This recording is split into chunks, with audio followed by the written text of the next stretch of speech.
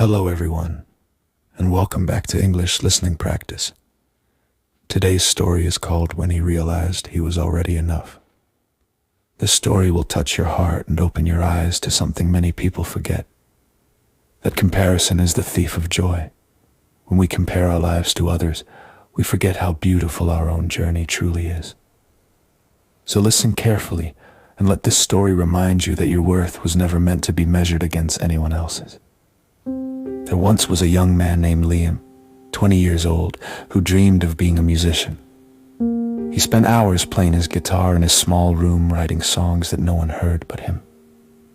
He wasn't famous, not even known, but when he played, he felt free, like music was the only language his soul could speak.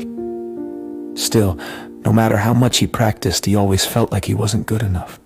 Because every time he opened his phone, he saw others, people his age, performing on stages, traveling the world, getting thousands of likes and applause. He would scroll and whisper to himself, "Why can't that be me?"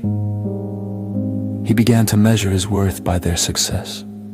And slowly, the joy he once felt began to fade. One evening, after another long practice that ended in frustration, Liam threw his guitar onto the bed and said out loud, "I'll never be like them." He sat in silence, staring at the ceiling. For the first time, he wondered if maybe he should just give up. The next day, he decided to take a walk. He needed to clear his mind. He walked until he reached an old park near the river, a place he hadn't been to since he was a child. There, on a wooden bench under a large oak tree, sat an old man playing a violin. The sound was soft, calm, almost magical. No audience, no camera, no applause, just music.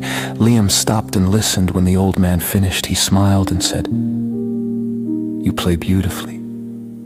The man nodded kindly and replied, "Thank you, son. It keeps my heart young." Liam hesitated before asking, "Do you ever wish more people heard you? You're so good. You could be famous." The man chuckled. "Oh, I don't play to be heard by the world. I play to be heard by myself." Liam frowned. "What do you mean?" The man looked up at the trees, their leaves dancing in the wind. "When I was young," he said, "I used to compare my music to others, faster, louder, better. But comparison only made me forget why I started. You see, the flower doesn't compete with the tree, it just blooms in its own time." He paused and looked straight at Liam. "Tell me, do you play music because you love it? Or because you want to prove something?" The question hit Liam deeply. He couldn't answer. He realized he had stopped playing for love a long time ago. Now he only played to keep up, to be seen, to be enough. The old man smiled gently and continued, "Son, if you keep looking at someone else's path, you'll miss your own. Life isn't a race, it's a garden. Everyone grows at a different pace. Just water your own roots, that's all." Liam sat silently, his eyes moist. He thanked the old man and walked to the riverbank, listening to the sound of water flowing. For the first time in months, he didn't feel pressure, he just felt present. He looked at his reflection in the water and whispered, "Maybe I don't need to be them. Maybe I just need to be me." That night, Liam went home and picked up his guitar again. But this time, he didn't play to impress anyone. He played for himself, slowly, softly, honestly. Every note felt alive again.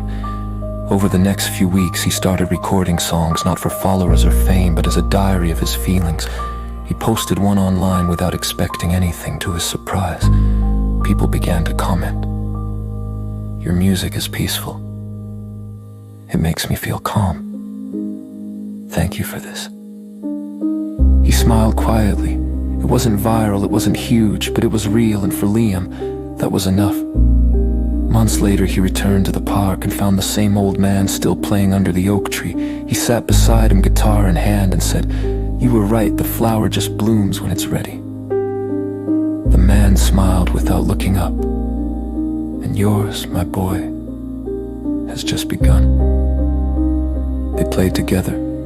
Two musicians, two souls, no audience, just music flowing into the air, and in that peaceful moment, Liam realized something powerful. He didn't need to be like anyone else. He didn't need to run, compare, or chase. He was enough, and he always had been. Sometimes in life, we forget that we're all walking different paths. Some people find success early, some later, some quietly, but the truth is, life isn't about being first, it's about becoming yourself. So don't compare your story to others. You're not behind, you're not less. You're just growing in your own time. When you learn to stop looking around and start looking within, you'll find what you've been searching for all along: peace, confidence, and purpose. Thank you for listening to English Listening Practice. If this story touched your heart, don't forget to subscribe for more emotional and motivational English stories every week. Stories that help you learn English through real feelings, reflection, and life lessons. Until next time, stay true, stay kind, and remember, you don't need to be like anyone else. You're already enough.